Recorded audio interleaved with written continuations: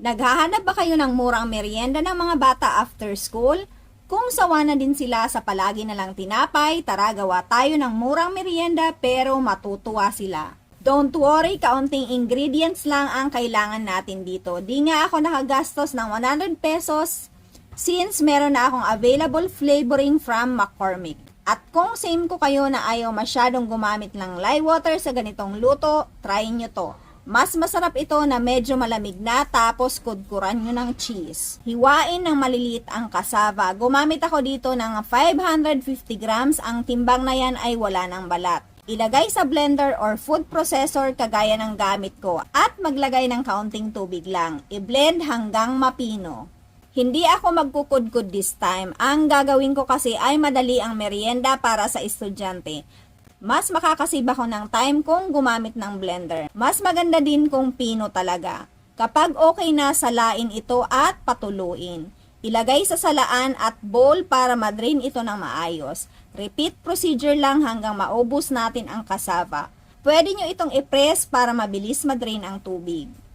Ilagay sa isang mixing bowl. Sunod ang sugar, 3/4 to 1 cup. Pwede kayong mag-adjust depende sa inyong panlasa.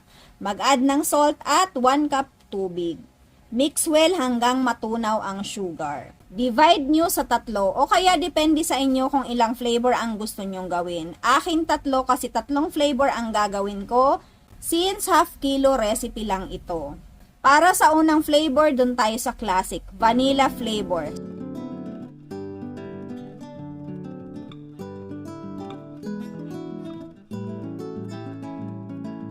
Second naman, ube. Sa 3 ginawa ko, ito ang ubos agad.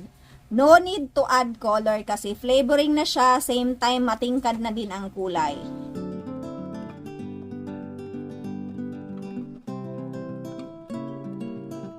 Yung third flavor ko is buko pandan. Dapat nagpapakulo na kayo ng tubig sa part na to. Ang gamit kong molder ay silicone. Pahiran ng kaunting mantika kasi madikit ito. Kung napansin nyo, di ako gumamit ng lye water. Kung same ko kayo na ayaw masyadong gumamit ng lye water sa mga ganitong luto, magugustuhan nyo to.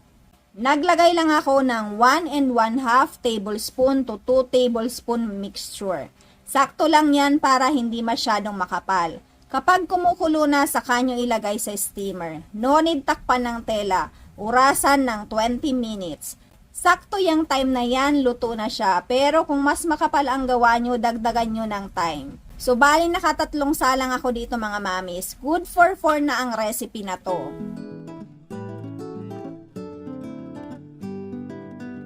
Mas maganda kapag i-rest nyo muna bago i-unmold. Ganyan ang itsura niya. Pero kung bagong luto sabay unmold, ganito ang itsura niya. Mas maganda pa rin talaga na i-rest muna.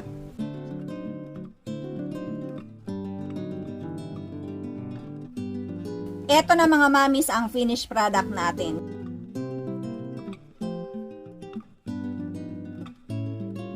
Kung mahilig sa cheese ang mga bata, kudkuran nyo ng cheese. Pero kung gusto nyong classic, kinudkod na nyo.